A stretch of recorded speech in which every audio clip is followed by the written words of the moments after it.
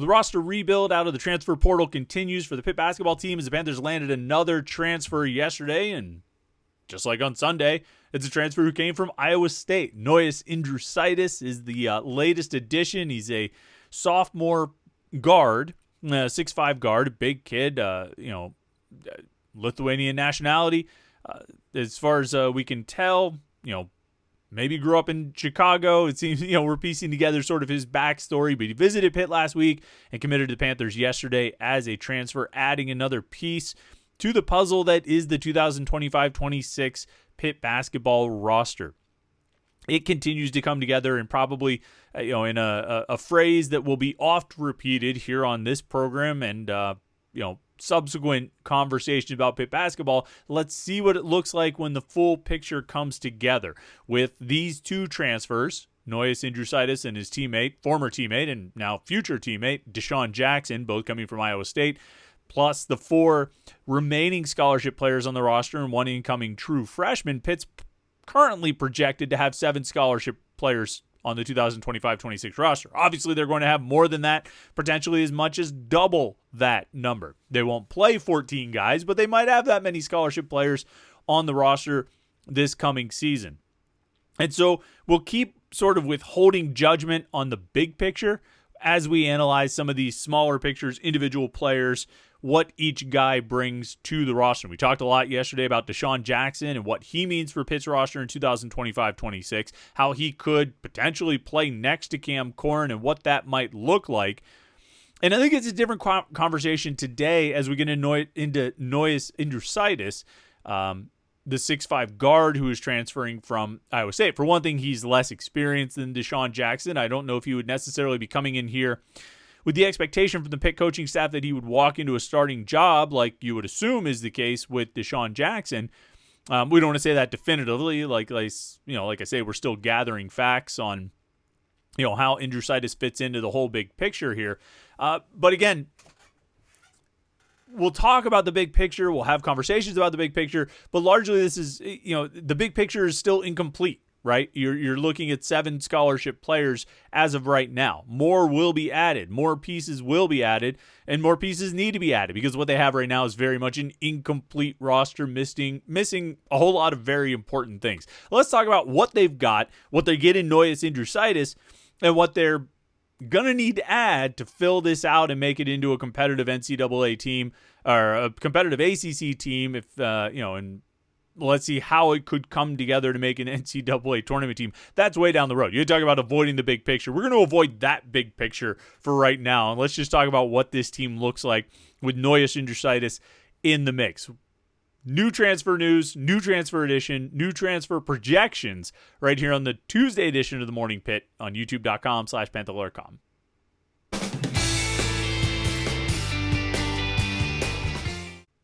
All right, 2 days, 2 transfers. Everybody's been waiting for Pitt to land transfers and add pieces to the roster for 2025-26 season. And here you go. 2 days in a row, you've got it. All it took was getting to the dead period because it's been a recruiting dead period since Thursday. They go from Thursday to Thursday, basically give the coaches a break during the Final Four. That sort of functions as almost a basketball coaches convention. We always talk about the football coaches convention in January that they hold every year about how that's such a kind of central piece to the calendar for coaches. It's a coaches convention and there's a lot of stuff, but there's also a lot of networking and catching up with people and FaceTime and making personal contacts and all that. And I feel like the Final Four sort of functions as something similar, almost as a college basketball coaches convention every year. And so they give the coaches a dead period there from Thursday to Thursday, last Thursday to this coming Thursday, where you can't have any in-person contact with recruits. Recruits can't come visit you. You can't go visit them. And it sort of allows the coaches to go to the Final Four. I think all those guys go to the Final Four most of the time, and not have to feel like they're sacrificing on the recruiting front in terms of bringing, particularly now, bringing transfers in for visits. And so all it took for Pitt to start landing transfers was to get to the midpoint of the dead period. Now they got one on Sunday. They got one yesterday. on Monday, and both come from Iowa State. There's your two guys in Deshaun Jackson and Nojus Indrusaitis that we know visited last week. Jackson visited, I think, last Sunday. Not like 2 days ago, but like 9 days ago. Indrusaitis visited last Wednesday. And we talked to him after his visit. Houston Wilson caught up with him. You can check out that interview on Panther-Lair.com. Of course, that's the website, Panther-Lair.com, where all the Pitt sports news is. Football, basketball, recruiting. You can find it all at Panther-Lair.com, and message boards to talk with other Pitt fans. All day, every day, Pitt fans are talking about Pitt sports, particularly basketball right now. But the spring camp and football recruiting getting a bit of interest as well. Getting a lot of interest as well, I should say.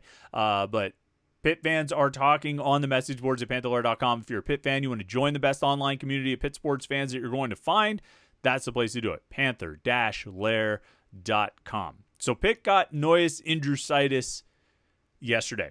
He's a sophomore guard, a big guard, an Eastern European guy, big guard, shooter from outside, who's going to be a sophomore in the fall. Didn't play a ton last season, but I think shows a lot of promising potential. And his stat line from last year, in limited opportunities, 3.8 points per game, 2 rebounds per game, 35.3% shooting from 3, 46.2% from the floor, 50% from the free throw line. Wait, hold on. Oh, I'm sorry. That's the wrong webpage. I had the wrong stat box score up there. I'm so sorry. 3.8 points per game and 2.0 rebounds per game, 35.3% shooting from 3. I'm sorry. That was the stat line for Amsal Delilich in his freshman year. I got my tall Eastern European wings confused. I'm sorry. Nojus Indrusaitis last year averaged 2.1 points per game, 0.4 rebounds per game, and shot 14.3% from 3. I think he was 2 of 14 from beyond the arc. Now, Delilich did play a lot more than Indrusaitis did last year. He appeared in 21 games. Indrusaitis played in 15 games. And Indrusaitis really didn't play hardly at all after November. He played more than 4 minutes just once after November 27th. On the season last year as a true freshman at Iowa State, he played 87 total minutes. 62 of those minutes came in November. So Indrusaitis really got all of his playing time against Mississippi Valley State, Kansas City, IU, Indy, Auburn, Dayton, and Colorado. And decent minutes, actually. Played 12 minutes against Dayton, hit 2 of 6 from the floor. Played 11 minutes against Colorado, 2 of 4 from the floor in that game. Made a couple of free throws, but not a lot. Beyond that, he had 6 minutes against Jackson State in December. Everything else in the remaining games that he played, the other 9 games that he played, he logged 4 minutes or less. He played 2 minutes against Lipscomb in the NCAA tournament and did not attempt a shot. He had 1 turnover and 1 foul in his 2 minutes. So there's not a lot to go on here. There's really not. I think he's a better 3-point shooter than a guy who shoots 2 of 14. From 3, which is what he did. He was 10 of 30 from inside the arc. You cut down the numbers there. It's 8 of 16 from 2. Or I'm sorry, 10 of 30 from the floor overall. You go down from 2-point range. He's shooting 8 of 16, so he's about a 50% shooter there. No offensive rebounds. Had 6 total rebounds, 4 assists, 6 turnovers, 2 steals, 14 fouls. There's not a lot to go on. It kind of like there wasn't a lot to go on with Amsal Delilich, but Delilich even had more production than Indrusaitis. I don't know. Maybe it's just going to be inevitable that we're going to compare these two. And I think we'll keep an eye on Delilich and see where he goes and how he does at the next level. I don't think this, or not at the next level, I shouldn't say that, but at another school. Maybe this is my own sort of personal crusade that I just haven't given it up since like a year ago when we first started the hype train for Amsal Delilich. But it's going to be inevitable that we're going to compare these two. I'm going to compare these two. I can't really help it. They're both going to be going into their sophomore years. They're both, I would presume Delilich will end up at a school where he's going to have a bigger role than he had this year. You would presume that Indrusaitis is going to have a bigger role this year at Pitt than he had last year at Iowa State. And so inevitably we're going to compare these two. It seems hard to imagine. It's like if Cam Corrin had transferred out and they brought in Deshaun Jackson, you're going to compare those two. You know what? Just like we all spent this past year comparing Cam Corrin and Federico. One of the underrated but omnipresent angles of the transfer portal is doing things like this. You know, when Jalen Lowe transfers, if they bring in another guard or if Brandon Cummings ends up being the point guard, whatever it is, we're inevitably going to compare what the guy who left did with the guy, we're going to compare the guy who left and the guy who's coming in. We're going to compare what they do and how they perform. And if it's a case where Amsel Delilich leaves because he just wasn't playing much and didn't have a role, and you bring in another guy to have what might be a similar role, I don't know if Indrusaitis would be, a 1 through 4 type of guy like Delilich was and is. And he is. I mean, I think he conceivably could play 1 through 4 depending on how you want to play with that power forward spot. But I think he very much is a 2 or a 3 with the way Pitt plays. And we talked about this yesterday about the way Jeff Capel has largely played at Pitt, that, 3 and the 4 are somewhat interchangeable as wings. Delilich could play any of those spots, and he probably could have played the 1. I mean, to be quite honest. So, I mean, he's a guy who could play 1 through 4. I'm not sure Indrusaitis is that guy. I mean, when you watch some of the videos of him from high school or playing with the Lithuanian, 18U team, I mean, he's not really running the point, and he's not really playing in the paint or anything like that. He's shooting, he's driving and pulling, shooting pull-up shots, pull-up jumpers and floaters and things like that. He's never really getting all that close to the basket. He's mostly shooting threes and mid-range jumpers, and he seems to make a decent amount of them. I think he's probably a better three-point shooter than that 2 of 14 number that he put up last year at Iowa State indicates. I think that's a pretty small sample size, and just like a baseball player at the beginning of the year, you can get off to a slow start. You can get off to an 0 for 17 start or a 2 for 14 start or whatever it may be. And it's not necessarily indicative of who you are or how good of a shooter you are. I think Indrusaitis should be a better three-point shooter than he was in that limited sample size at Iowa State. Similarly, I think Amsel Delilich can probably, although he shot 35.3% from 3 last year for Pitt, and that's probably a pretty good number for him to settle in at. And if he can do that on a higher volume, he could be a pretty considerable impact player.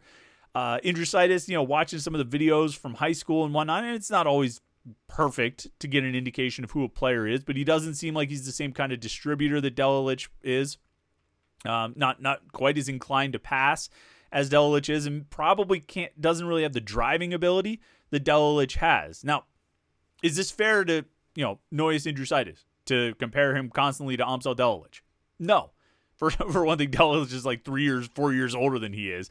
Even though they're both going into their sophomore years, there's a bit of an age difference there. But also, they're going to be asked to do different things. They're different players. They're not exactly the same guy. Delilich is probably a little bit taller, but they're both tall wings, right? And so I'll try to stop on the comparisons there. Maybe I'm just still bitter about Amsel Delilich leaving. So how does Indrusaitis fit in? Nojus Indrusaitis. What's his role with Pitt in this coming season? Some of that's going to be determined by what else they get out of the portal. I mean, right now they've got like 2 perimeter guys, plus Omari Witherspoon coming in. They've got Amni Najai and they've got Brandon Cummings, plus Omari Witherspoon. And so that's like the extent of your perimeter game, your backcourt game right now, your wings. And so Indrusaitis fits into that mix. And you would think if it's only those 4 guys, he would be a starter.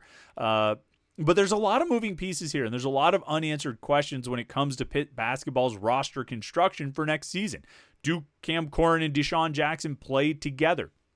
Is Brandon Cummings the point guard? And who else do they get? I mean, the priority now has to be loading up on wings and guards and shooters.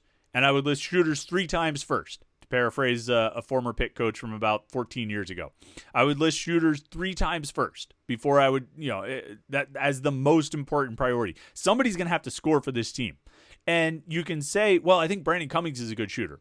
I do too. And you could say, well, I think, Nojus Indrusaitis can be a good shooter. Well, I do too.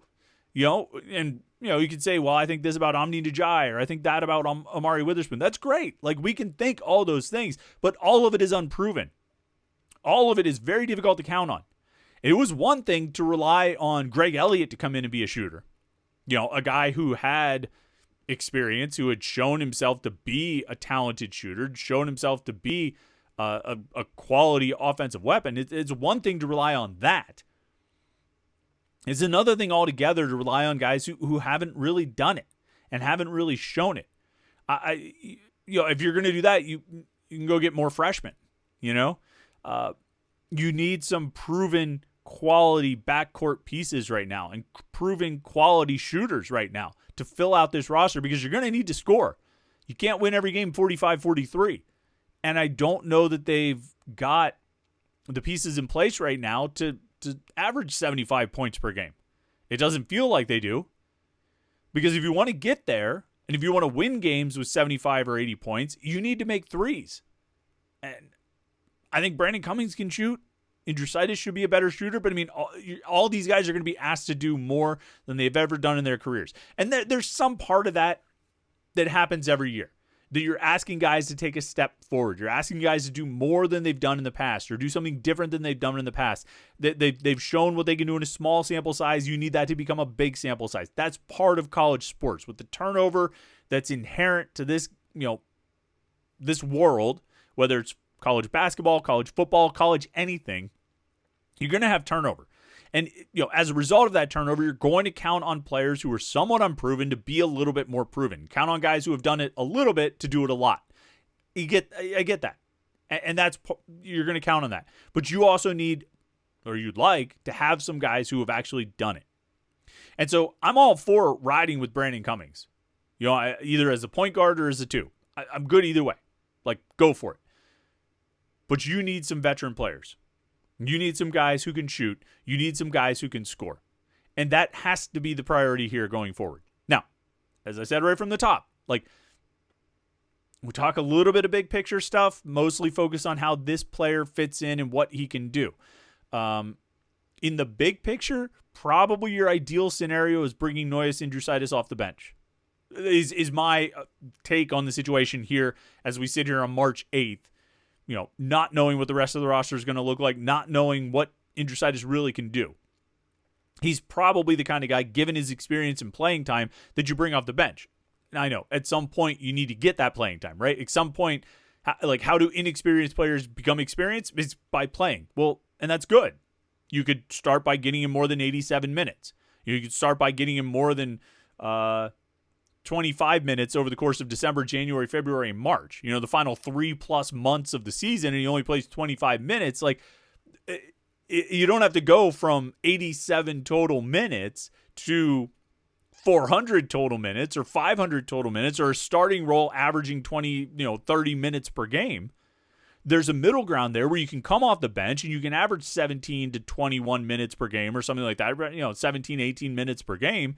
You can and become more experienced so that the next year your leap is from 17 minutes per game to 25 or 28 minutes per game, not from whatever he averaged here, 2 minutes per game or something, up to 28 in one season.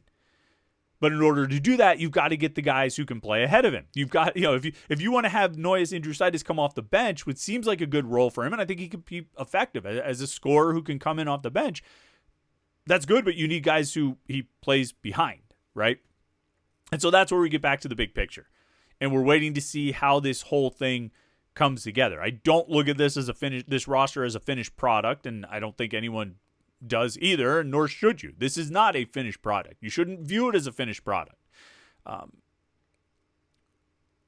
if they add scorers, if they add shooters to play in the backcourt, to be in the perimeter, either a point guard to move Brandon Cummings off the ball, or guys to play around Brandon Cummings if he steps into that point guard role, however it shakes out, then you say, okay, well, there might be a chance to put together an interesting roster here.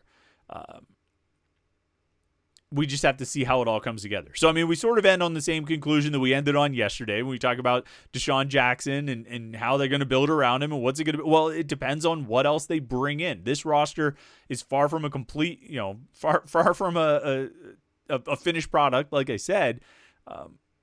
And I think we can judge the addition of Nojus Indrusaitis and Deshaun Jackson even more once we see what else they add around him. But if you want to view Nojus Indrusaitis as a lottery ticket, I think I don't have any issues with it.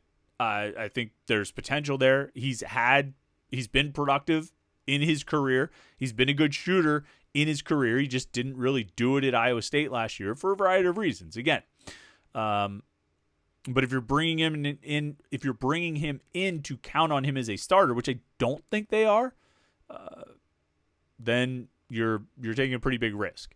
So, like the addition, I'll like it more if we get a clearer picture of what his role is. And we'll really find out about that by seeing who else they bring in, right? I mean, that's what will really tell us what kind of role they view for Nojus Indrusaitis. So, 2 transfers in, more to come, maybe many more to come. This roster is still being put together, but it's piece by piece, brick by brick, it's being built. So see what happens tomorrow. Maybe there'll be another transfer today, and we'll have something else to talk about tomorrow, or if not, we'll get into some football conversation or whatever else comes up in the world of Pitt sports. We talk about it right here to get the day started on the Morning Pitt. So do me a favor, like this video and subscribe to youtube.com/Panther-Lair.com. That way you won't miss any of our Pitt video content. And of course, check out the website, Panther-Lair.com. Pitt Sports site on 247 Sports. We'd love to have you come and hang out and check out the content and join the conversation on the message boards at Panther-Lair.com. All right, like and subscribe. Have a great Tuesday. We'll catch up with you tomorrow for the Morning Pitt right here on youtube.com/Panther-Lair.com.